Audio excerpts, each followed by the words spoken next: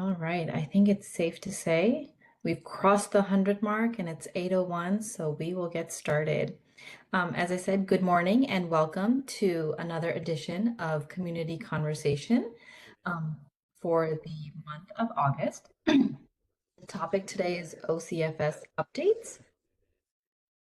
If you are new or just joining, we do provide Spanish translation, and the instructions are provided on the screen. If you see on the bottom left hand, you will see a globe. Feel free to click on that and change your original audio floor to Spanish, and you will hear the Spanish interpretation as we go along. And feel free to adjust the volume as well, where you can hear the interpretation more or the English version more.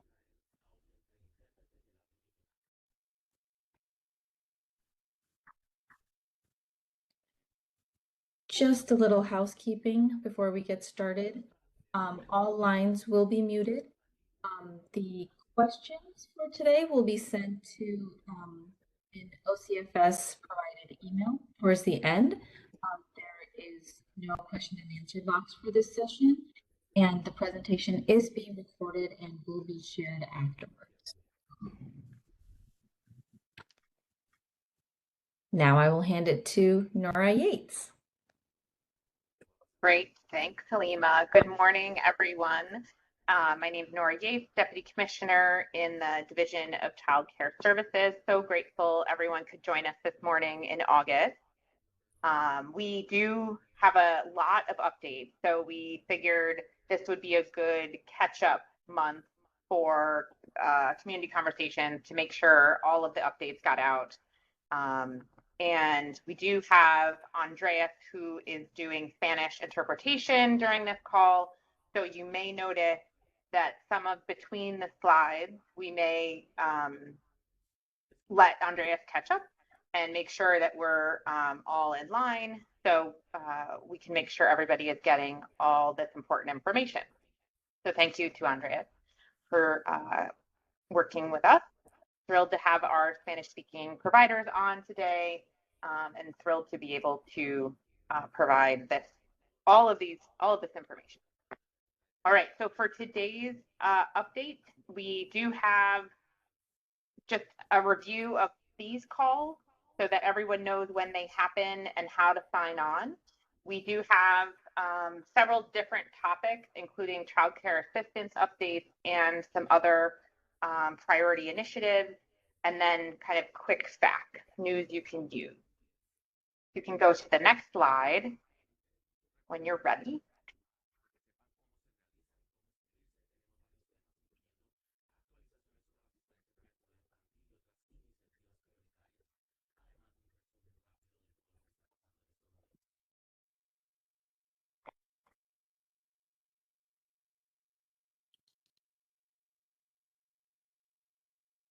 All right, so this is a poll for us to see who is here on the call with us. It's a Slido poll, so if you use your phone to go to that QR code, your phone camera, there's just a few questions that we wanted to see who's here in the room, and we'll post the answers. So the first one is, what OCFS region is your program currently located in? And so just to find out who's here, it is not a competition. So all regions are wonderful. And so we're happy to have representation across the state. We know sometimes, Long Island in the city gets very competitive, or some of the upstate regions, it's not a competition. We're thrilled to have everybody.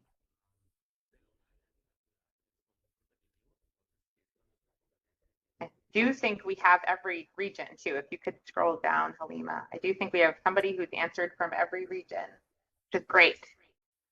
Fantastic. And thank you everybody for playing along, or a lot of you for playing along. No worries if others are, dialing in. This is just for fun, not required, just for fun. So we do have folks signing in from every region. It looks like Buffalo and Long Island and Westchester are all right about the same. Great. You can go to the next slide.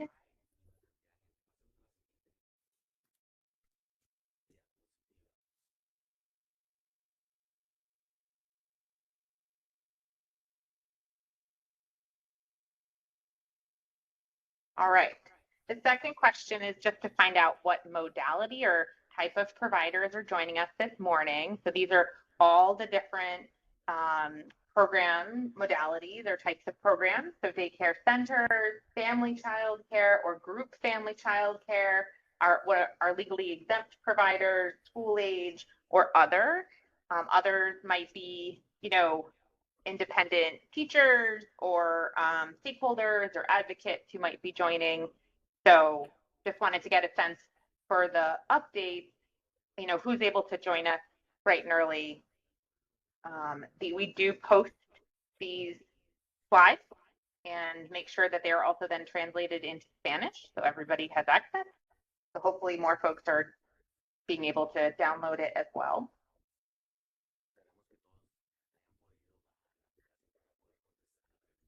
It looks like every category of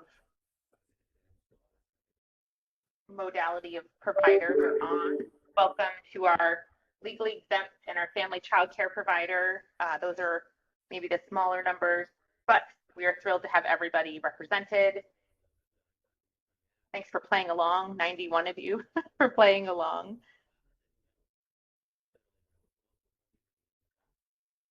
Fantastic.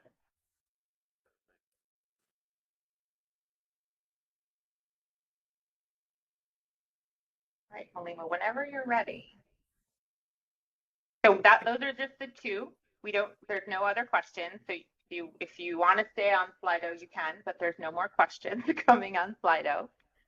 So we're going to go ahead and get started. So just as a review about these calls, we're thrilled to have 200 of you here, by the way. Thank you so much for signing on bright and early. So these calls happen bi-monthly, so every other month. We do have Andreas, who is doing live interpretation in Spanish.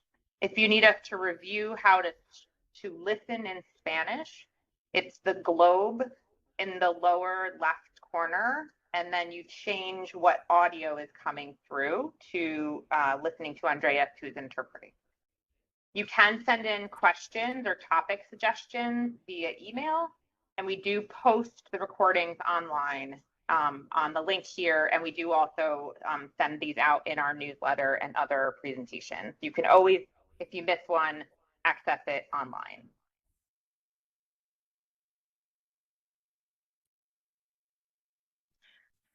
So last Community Conversations was an adventure.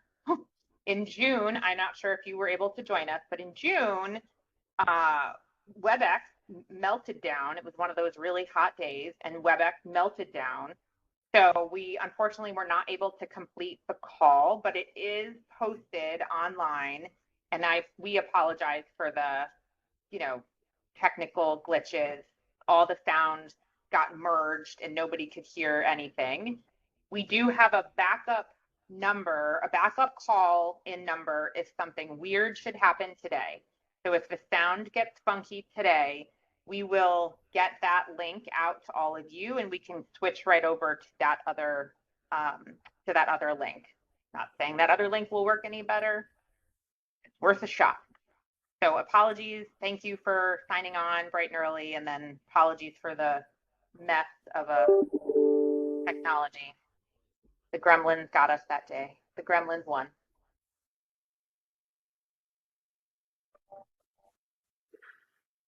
All right.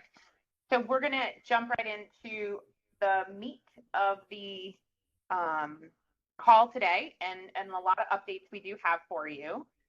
I am going to go over to, first we're going to start with child care assistance updates. So I think we're going to go over to Meredith Infantino, who is the Director of Child Care Assistance and Enrollment Services. Meredith. Thank you, Nora. Good morning, everyone. I'm going to share some updates about child care assistance. If we can move to the first slide, I'll talk a little bit about our additional allocations that were included in the budget this year. That represents an additional $50 million that was added to the New York State Child Care Block Grant allocations for the period of October 1st, 2024 through September 30th, 2025, and this applies specifically for districts outside of New York City. As I said earlier, this money was set aside in the state fiscal year 26 budget, and it is meant for districts that exceed their total allocation, including any prior rollover that was from federal fiscal year 2025. So what that means is for districts that have already committed to and will overspend, they can recoup funds from it. There is a formula by which this will happen. Districts can receive up to $250,000 or 6.5% of their federal fiscal year 2025 allocation, whichever is greater. And these must be claimed by March 31st, 2026. So just a little bit of clarification about this. It's not a set amount for districts. It's based on actual spending.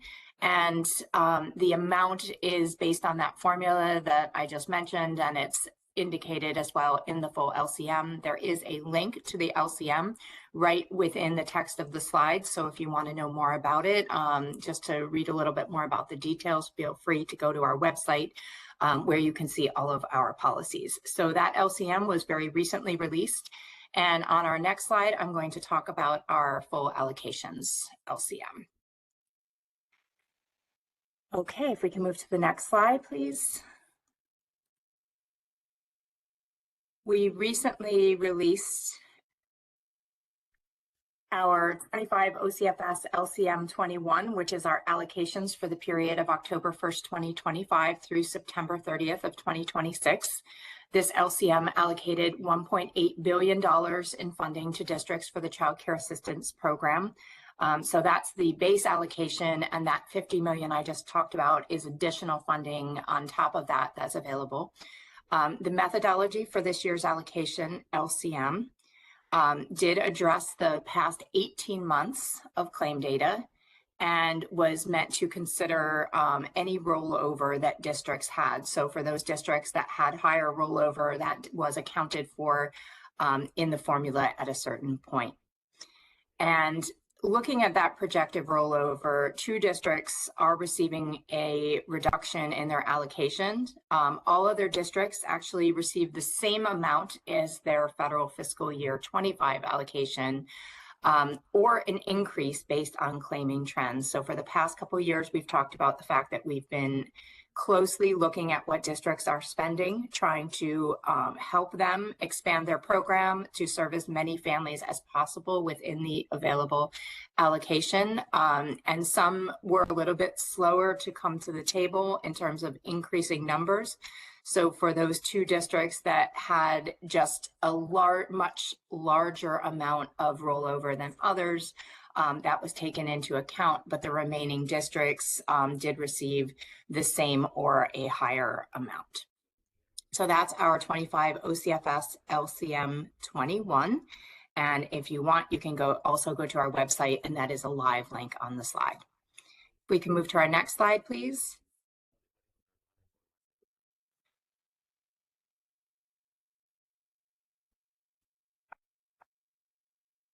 Apologies, my computer is a little glitchy today. I hope I don't have the technical issues. I did just want to bring to your attention that we are now posting additional information on our website.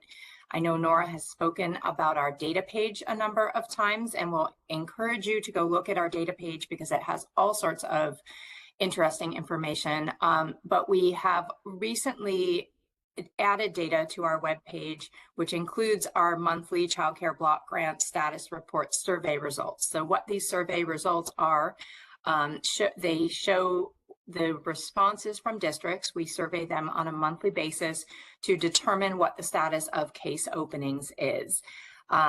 So if you're interested in finding out what districts are still able to open cases, as well as what districts have reached the point that they are no longer able to continue opening cases, and or whether they're maintaining a wait list, that information is available on our data page. It is updated on a monthly basis. I don't have any information about changes now that our allocations have gone out, but I know many districts were waiting to see those allocations in order to determine what their status will be for the continuing future. So I'll encourage you to take a look at that and to check in on that data on a regular basis, as well as all of the other data on our data page. So that's it for child care assistance updates. Thank you very much. And I think I'm turning things back now to Jim Hart for FAMS. It is on FAMS. Before we go to FAMS, though, just wanted to, I know Meredith said a lot of words, and we posted a lot of information since our last community conversation. So if you have questions about what these allocations or what this funding means for your district, meaning cases, opening cases, or status of waitlist, that information you should be directing directly to your local social services district office. So we distribute funding to the district, and then the district as a county kind of evaluate what that funding means for the number of families they're serving. And so we did receive a few questions on specific county questions, but we don't have the answers to those. So I would just encourage you to, you can definitely read the LCMs, which are fascinating, but also if you have questions about what this means for you and your county and maybe families that you're serving, I would reach out to your point person at the local district. Now that the allocations are out, what does that mean? Are there changes? Because specific county level questions about what that funding means, we don't necessarily have just yet. All right. I'm going to let Andrea catch up for a second because that was a lot of information. So the next section is we wanted to spend a few minutes talking about FAMS, which you all know and love, but we have a lot of new resources out and available for childcare providers about how to use FAMS and the functionality of FAMS. That's really exciting. And a lot of providers have found really useful in terms of background check and connecting with their licensor and submitting information, that we want to make sure all providers know about that and know about how, if they have questions or need training, how they can get that information. So I want to pass it over to Chris Kuhn, our Bureau Director in our Operational Support Services. So Chris, I think that's you. Good morning. Thanks, Nora. Welcome, everyone, and thanks so much again for joining us for Community Conversations. And Andres, whenever you're ready, next slide, please. So what is FAMS? FAMS is a fabulous tool that is available to all of our programs. FAMS stands for the Facility Application and Management System. And again, it is available for all registered and licensed providers. It's a secure system that is designed to streamline the application process. So if you were an existing program and you completed your initial application on paper, regulators have been performing a task to convert that information into FAMS for you so that when your renewal time comes, that information will be available to you in FAMS so that you can process your renewal application electronically. And in addition, there's another functionality that is called program maintenance that is available to all modalities of care, so home-based and facility-based. And what program maintenance does is it allows you to keep updating your application so that when renewal time comes, all of that information is available to you at your fingertips and it's also available to your regulator. And as an ongoing tool, FAMS allows the regulator and the provider to communicate via email. So if you want to submit something, if you have questions, you can reach out to your regulator. They can review and evaluate your information electronically and then send you information back. So it really is very intuitive, and we appreciate all of you who have embraced this new technology. I'm just pausing for Andres to catch up. And next slide whenever you're ready. So as Nora mentioned, there have been a boatload of resources developed in order to support programs in the utilization of the FAMS system. And there's two places on the website where you can find it. There is the FAMS, Facility Application and Management Resources tab, and the link to that page is here. A lot of the information posted there is introductory level information. There is a video that was created on a platform called Articulate Rise, which is this very dynamic, interactive is probably more than it deserves, but it is for those who appreciate video style learning that will walk you through how to use FAMS foundational level. And that is available in both English and Spanish. I know these screenshots are a little hard to read, but the link is posted here if that's. Next slide, please.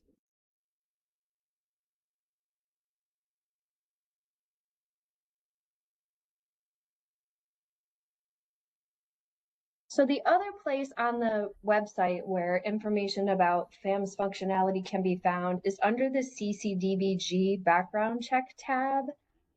If you look there, there are a whole list of tip sheets and provider guidance pages that have been developed around very specific pieces of the functionality in FAMS.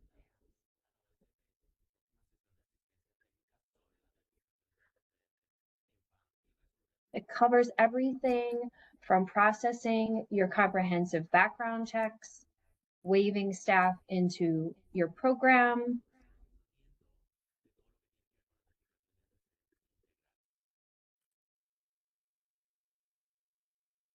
and it also has a section that will provide information about enhancements and updates as they are made to the system.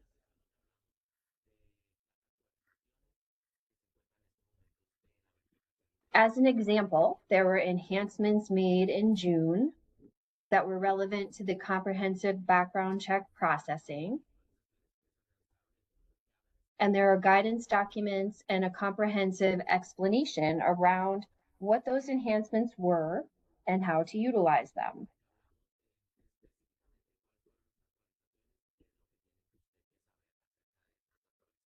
Another significant functionality that was changed in June that is included in those user notes is around complaints and self-reports. So as of June, when a program self-reports information, that is logged into the system as a self-report and no longer shows as a complaint on the OCFS website. So if you have any questions around that functionality, we would encourage you to visit these two tabs on the website. And certainly if you have any additional questions, please reach out to your regulator for help.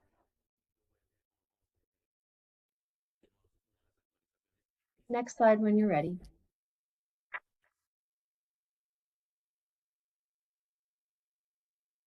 This is just a link, as I mentioned, to the June 2025 release notes that specifically outlines the enhancements that were made to FAMS in June.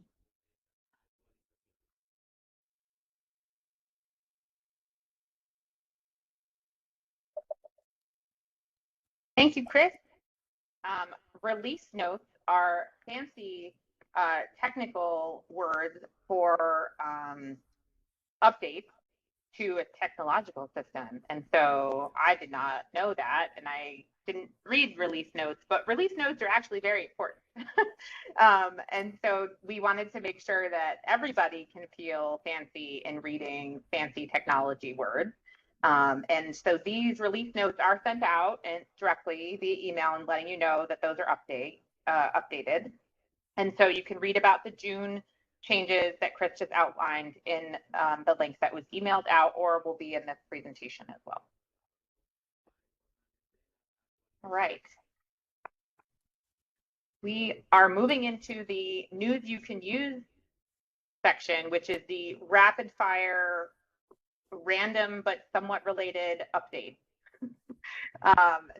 to each other. So I'm going to pass it over to Emily Meyer, Assistant Commissioner, for updates on the literacy trail.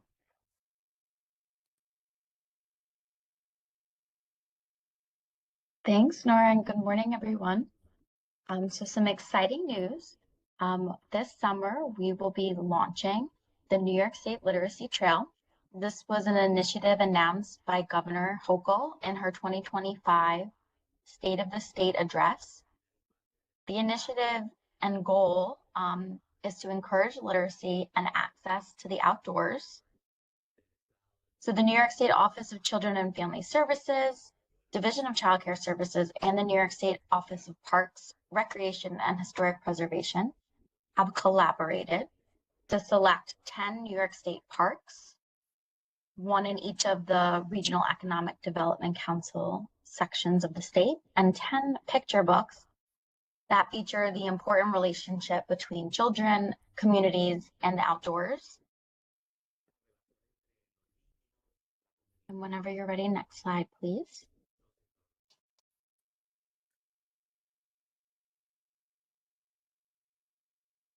So this is the New York State Literacy Trail map. And as I mentioned, we'll be launching very soon in the coming weeks. We'll have a webpage on the OCFS website. We'll also be putting out a Dear Provider letter. So you'll have all of this information readily available. But this is a sneak peek into the different parks that have been chosen in the different books. I'll quickly just go through them to give you a heads up if you are near the parks.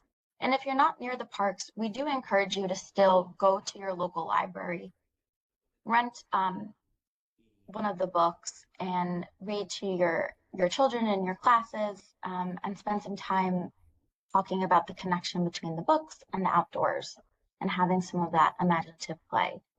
But so we start in the western part of the state at Allegheny State Park with our book, Children of the Forest.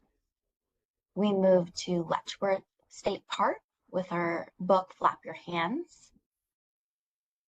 Then we move to Watkins Glen State Park with our book, All the World.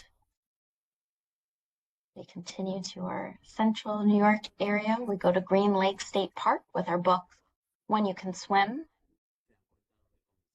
We go way to our North Country friends at Point Aux Roches State Park with our book, Not a Stick. Head back down, and we're in Mine Kill State Park with our book, Jabari Jumps. Our Capital Region friends were at Thatcher State Park with our book, Outside In. Head down a little south, we're in Taconic State Park with Owl Moon. We hit wonderful New York City in our borough of Staten Island at Clay Pit Pond State Park with our book, The Wonderful Things You Will Be. And we end in Long Island at Hempstead Lake State Park, featuring our book, Stella Luna. So like I mentioned, all of this information will be available in the coming weeks, and we really are excited and encourage you to take full advantage. There will be a very limited amount of each copy of the book at the state park for you to take. But like I mentioned, please visit your local libraries and leaf through a book in one of our New York State's beautiful parks. Thank you. And with that, I believe I'm passing it back to Nora. Thanks, Chris. I will actually send it right over to, thanks, Emily. I'll send it right back over to Chris. Thanks, Nora. So this is an update regarding our active supervision series training, which we implemented late last year. And we have received a ton of positive feedback on this training. We have completed around 10,000 thus far, 10,000 providers that completed the training. It is available in both English and Spanish, and it is virtual on a platform, as well as available on demand if that is helpful for your program. So active supervision is essential to ensuring the safety and well-being of children in your program, and we honestly cannot talk about and cover this topic enough. This is the first in what will be a series of active supervision trainings, and we are just working to complete the second in the series. We will be announcing those dates to you soon. So the dates that you see on the screen, Tuesday, the 19th of August, Tuesday, the 26th of August, and then Wednesday, September 10th, are the first active supervision training that we are just going to be wrapping up for a time. So if you have not had the opportunity to log in, we would really encourage you and your staff to do so. Again, the training has received a ton of positive feedback and just is very helpful with encouraging staff to stay engaged, helping to provide strategies on how to scan the environment and anticipate potential risks. And really all of this just helps us to secure the environment so that kids are safe when they learn and thrive in your program. The training is available at no cost. Again, it is a virtual training, and participants who successfully complete the training receive 1.25 hours of training credit towards the biennial requirement. Next slide, whenever you're ready.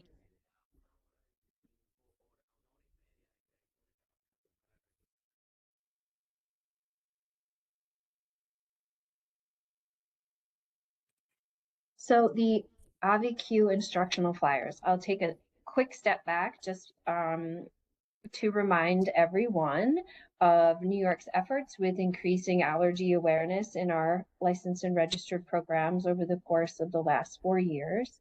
The non-patient specific auto-injector initiative is available, and we have 9,300 programs currently participating, and we thank you all for joining us in this mission to ensure that all programs have the life-saving epinephrine on hand in the event that any person experiences anaphylaxis while in their childcare program. The non-patient specific auto-injector initiative is also available at no cost. The training that is required to participate is available at no cost, and anyone who participates receives 90 minutes of training credit towards their training requirements. When the program opts in to participate, you could receive all 3 available doses of epinephrine. A 2-pack of each dose is sent to the program directly, and it includes a training device, so a training AviQ, that will speak through how to administer epinephrine in the event of an emergency. That training information and device is not available in Spanish, so we created the posters that you see on the screen that are available in English and Spanish. This has been distributed to all programs and is posted on the OCFS website. So we wanted to make everyone aware of this Spanish update to the non-patient specific auto-injector initiative. If you haven't signed up yet, the training is available on the ECETP website. And if you have any questions at all about the initiative, please reach out to the Elijah's Law shared mailbox.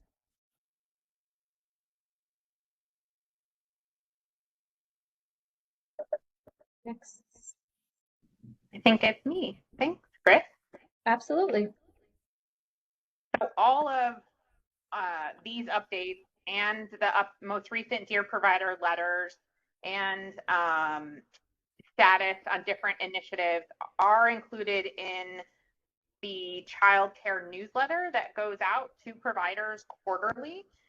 We did send one out in June, Okay, maybe July. I think it was July. And so you did receive that in email, but it's also linked here at the top. And so that newsletter includes updates on different initiatives from the governor or from the New York State budget, but also always includes a list of recent Dear Provider letters that you all have already read and already have committed to memory. But if you want to read again, they're there, or if you may have missed one because you were on vacation or something. So updates like the OBQ and the literacy trail are fresh off the mat there. So those will be updated in the next one. But we had a summer meals Dear Provider letter that went out and reminding people about where to access summer meals for their kids and their kiddos and their families. You are the first to see the literacy trail map, and that will have a launch in a couple weeks.